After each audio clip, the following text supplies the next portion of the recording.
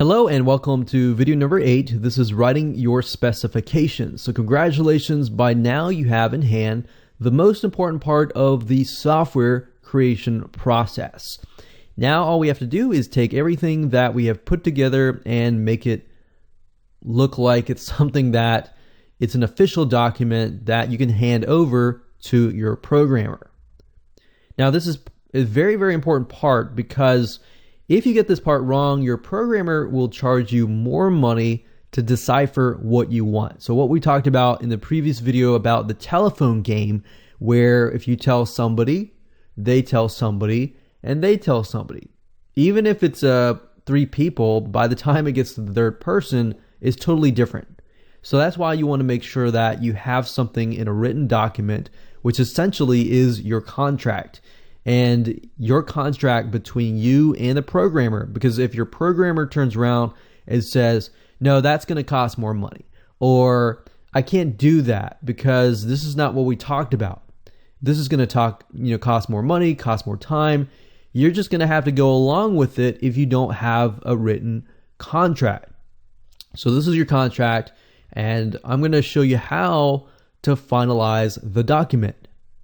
Okay, so what I need to do is simply grab all the images. So I need to grab this right here, which is the flow chart. I need to grab all 3 of these user interface designs that I created. And of course, I need to grab this here.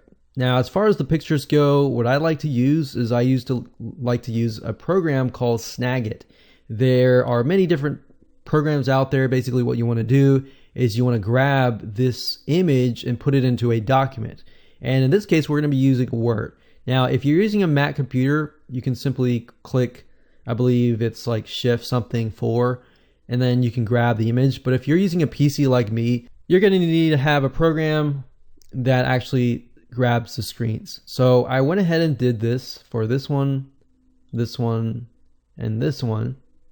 And with Lucidchart, what's nice about it is you can save it and publish it as a PNG, a PDF file, whatever you want to. But I went ahead and did that for this. And as you can see here, this is the flowchart here. We have the screenshots for the welcome screen, the list campaign screen, and of course, let's see, we didn't have this one here. So I'll need to go ahead and do that right here. So we grab that there. So we grab that, and there we go. So this is right here. So we're good to go right there. And then of course we have the actual information.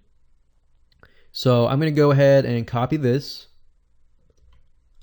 and I'm going to go to Word, and let's just go ahead and copy and paste that in here.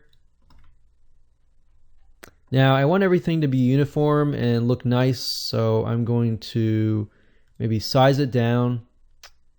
WordPress plugin, hot content finder, specifications. And specifications is just a fancy name of a document that contains information for telling the programmer what to do. All right, so this is a step-by-step process. We can say step-by-step process outline. And then below that, we want to have the flowchart. And I'm going to go ahead and just copy this, which is right here, and paste it here. So what I did just now was I just selected all, and I'm using a PC, so I did Control A, Control C, and I'm just copying it directly. Another way that you could do this is save it as an image, and of course go in and insert the image into the Word document. So that's what I did here. Next thing we need to do is we have the user interface design. So we want to make sure that everything is in order. So this one's the first one, which is the welcome screen. This one's the second one, which is the list campaigns. So we have that here. And we have this one here. And then of course we have this one here. And there we go. So that's pretty much it as far as the images and all that goes. Now, you still need to write down the deadline, and this is something that you're going to agree upon with the programmer. Expected deadline, what is covered for the price. So price, bug, price, because that's something that most people don't think about. They don't think about the bugs. And every program is going to have bugs. Even the best of best programmers, you're going to run into bugs. That's just something normal. I mean, if you think about, even Facebook has bugs all the time, and they're very obvious bugs. So even the biggest multi-million-dollar companies have bugs. So you just got to price it in there and figure out what the price is and negotiate. Is the bugs included in the price, or is it an hourly wage or whatever?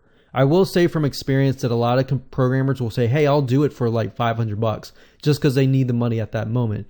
But then when time comes around, they realize, oops, I need more money. So you want to make sure that you negotiate everything up front first before you get started. So expected deadline, the price, but are the bugs included in the price, or is it hourly? What is it? So basically, what is covered? And you want to give all this information down here. And anything else that you can think of, any concerns, any questions, you need to talk to the programmer first. Don't go on Upwork or anything like that and just pick somebody. Make sure you do your due diligence. Get on the phone, get on Skype, talk to them. Make sure before you invest all that money, because software development is a good amount of money. And especially if you want a good plugin that is dynamic.